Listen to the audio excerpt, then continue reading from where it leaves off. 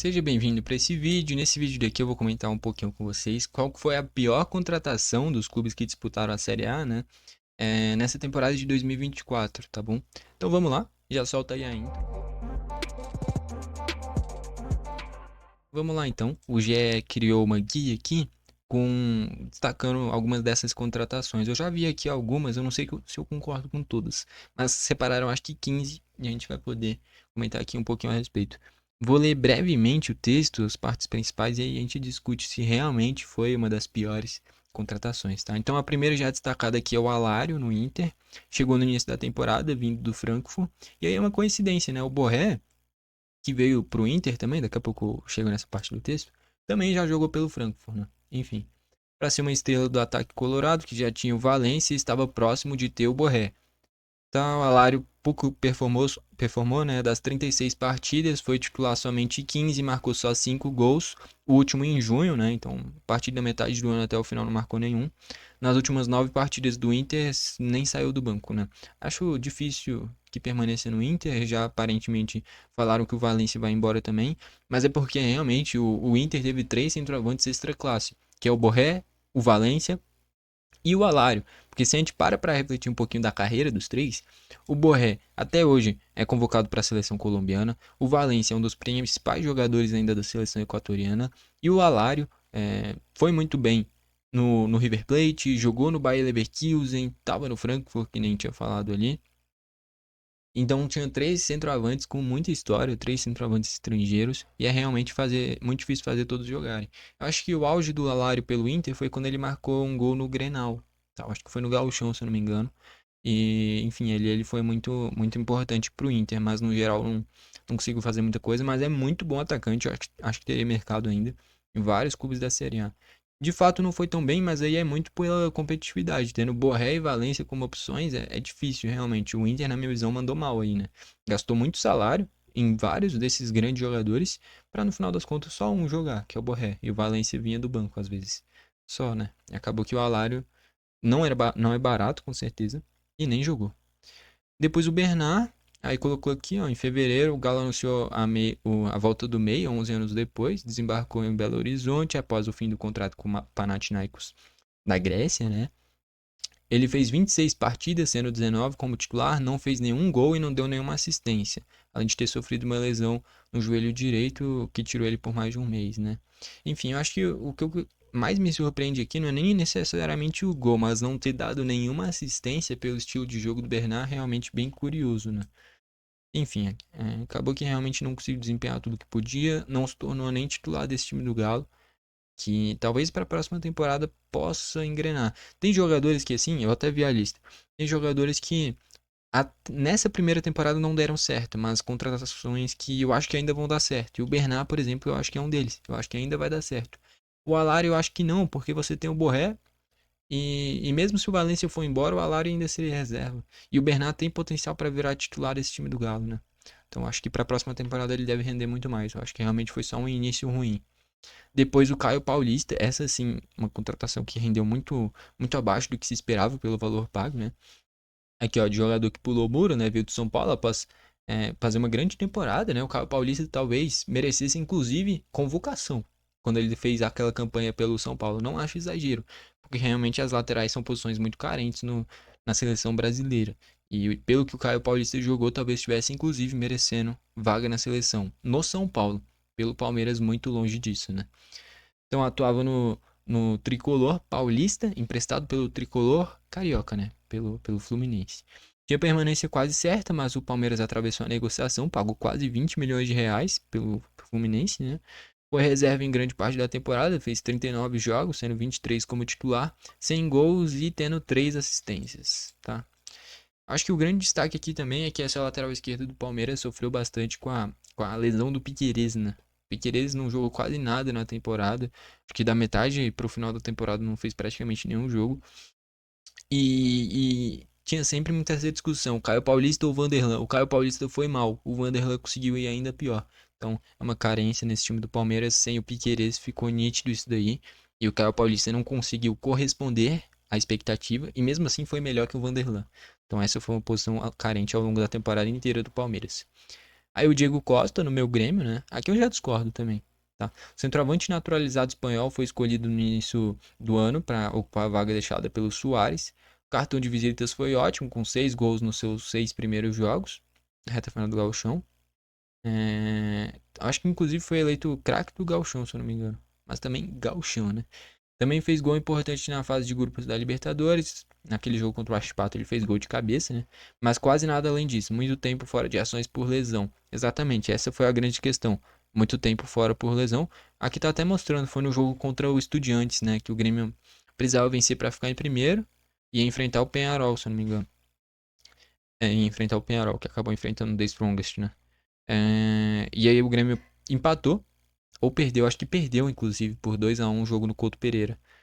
E aí enfrentou o Fluminense e foi eliminado, né? E aí perdeu o Diego Costa justo nesse momento. O Grêmio não tinha nem mais centroavante no elenco. Depois que foi trazer o Bright White, o Arizo, e aí teve várias opções. Acho que o Diego fez um início de Grêmio muito bom. A questão é que realmente é esse ponto da lesão. A partir da lesão, ele não conseguiu mais desempenhar. Inclusive, na minha visão, não deveria nem continuar, né? O Grêmio agora tem o Bright White e o Arizo. Pra mim já é mais do que o suficiente. E o terceiro pode ser um cara da base. Então, por mim, o Diego já fez o que tinha que dar. O Douglas Costa, sim, eu acho que pra mim, eu já vou adiantar, acho que pra mim tem sido a grande decepção da temporada, né? Campeão da Libertadores em 2023, o Flu se reforçou, tava no começo da temporada com ex-jogadores de seleção. O Douglas Costa estava livre depois da passagem pelo Los Angeles Galaxy e assinou até o meio de 25. A relação durou menos de 6 meses, rescisão assinada em julho, criticado por parte da torcida, realizou 22 jogos sem nenhum gol marcado. E ele tinha potencial para virar titular, né? Porque o Keno fez uma temporada bem abaixo, a reta final dele, do meio para o final, até teve um jogo ou outro interessante e tal, mas muito longe do que se esperava. E o Douglas Costa, nos jogos que entravam no início da temporada com o Diniz, entrava bem. Só que aí nessa reta final de oportunidades dele, começou a entrar muito mal, a torcida começou a pegar no pé, acabou tendo o contrato rescindido. Realmente eu esperava bem mais protagonismo dele no Fluminense. E não, depois dessa passagem do Fluminense, foi pro Sidney e eu acho que agora realmente, se voltar pro Brasil, não tem mais grandes opções de mercado, né? Enfim, depois o Felipe Anderson, outro que decepcionou bastante, né? Aqui, ó, em abril, o Verdão anunciou o pré-contrato com o jogador, em vez de deixar a Lazio. E vale destacar, o Felipe Anderson na Lazio é ídolo, foi importante no West Ham também. Na época falou-se em chapéu na Juventus, também queria ele, com quem o meia teria acerto encaminhado para seguir no futebol italiano. Status de maior contratação do bicampeão brasileiro, teve um segundo semestre discreto. 24 jogos, sendo 19 como titular, com só 2 gols e 2 assistências. Realmente, de um lado o Estevão entregando tudo que podia, Felipe Anderson ficando devendo do outro lado, né? O Lucas Halter, realmente, essa daí ficou devendo bastante. Contratou o zagueiro no início do ano para suprir a saída do Adrielson, que foi pro Lyon, depois até voltou no meio do ano, né? O jogador vinha de boa temporada no Goiás e foi adquirido em definitivo junto ao Atlético Paranaense.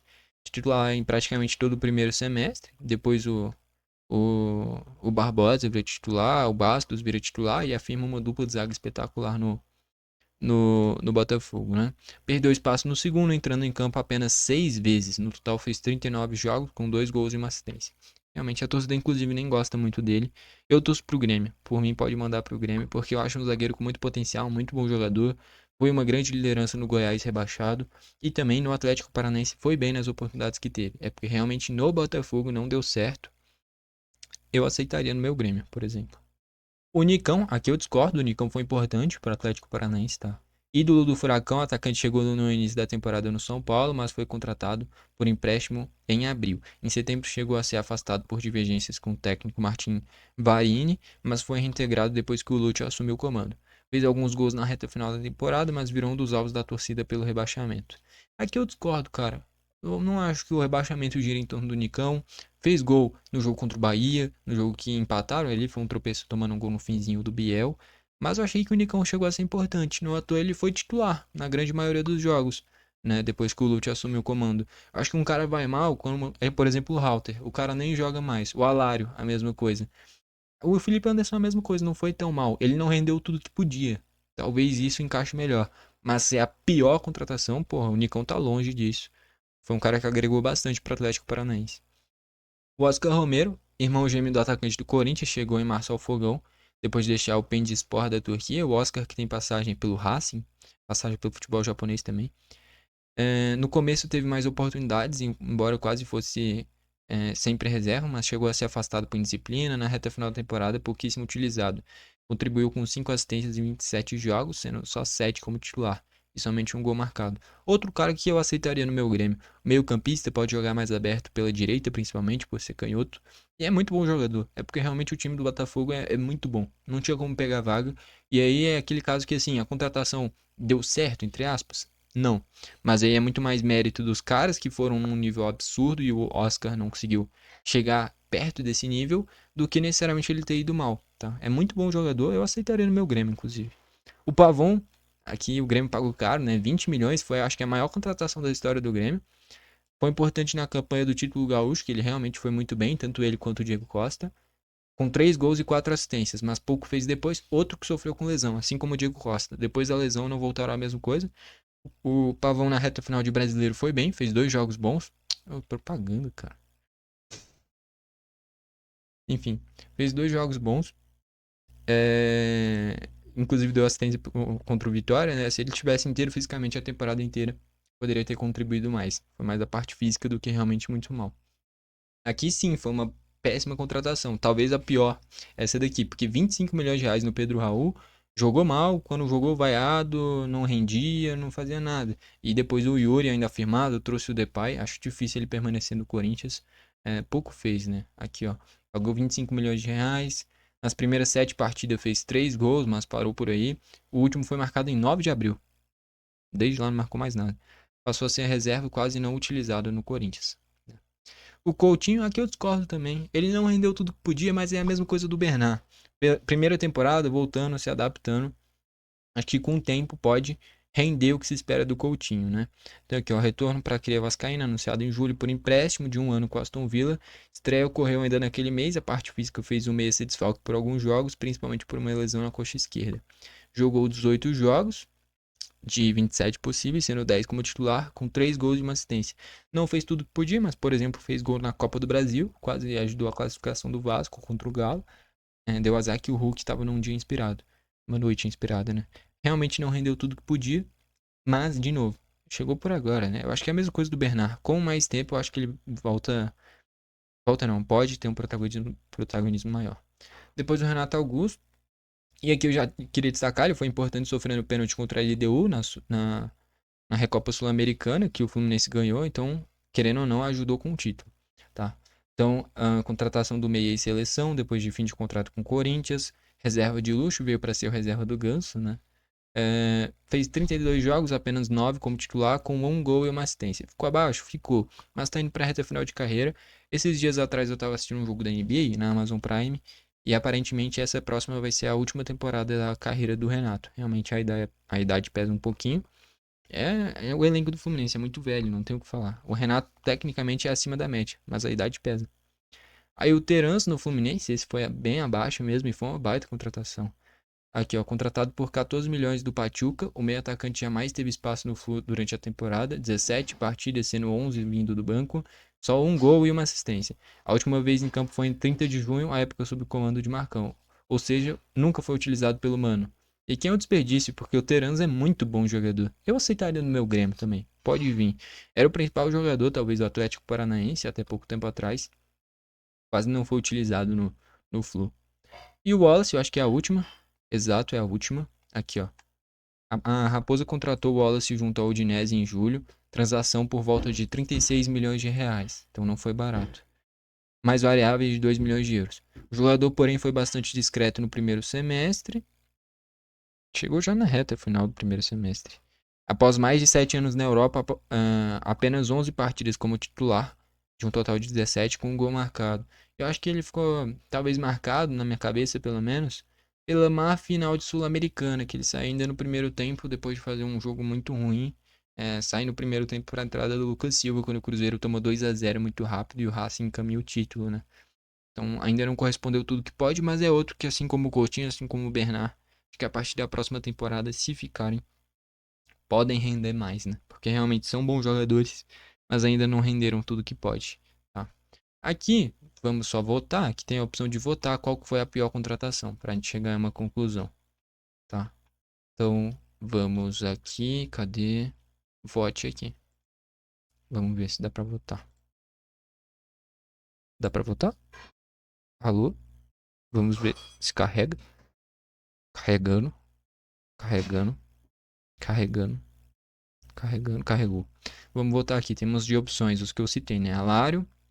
Não vou votar nele porque realmente é muito pouco utilizado, justamente por ter Borré e Valência. O Bernard foi mal, mas é assim, ele foi mal em 2024. Mas a contratação em si é boa. Acho que a partir do próximo ano vai render mais. Caio Paulista sim, não rendeu tudo que podia, mas mesmo assim, pelo que entregava, tinha que ser titular. Rende mais com o Vanderlan. O Diego Costa começou bem, acabou que a lesão prejudicou muito. Douglas Costa, forte candidato. Felipe Anderson não rendeu tudo que podia, mas mesmo assim era titular. O Halter também pouco aproveitado, né? Mas é bom jogador. A contratação em si é boa, dentro de campo não correspondeu. O Nicão ajudou bastante, também não vou votar nele não. O Oscar Romero foi uma boa contratação, acaba que realmente o nível dos titulares que era muito alto. O Pavão foi uma boa contratação, a lesão prejudicou muito. O Pedro Raul, sim, é forte candidato. O Coutinho é uma excelente contratação, não rendeu tudo que podia. O Renato, boa contratação para compor elenco, assim como o Terence. E o Terence foi uma excelente, é porque realmente não jogou, né? E o Renato, lesão também.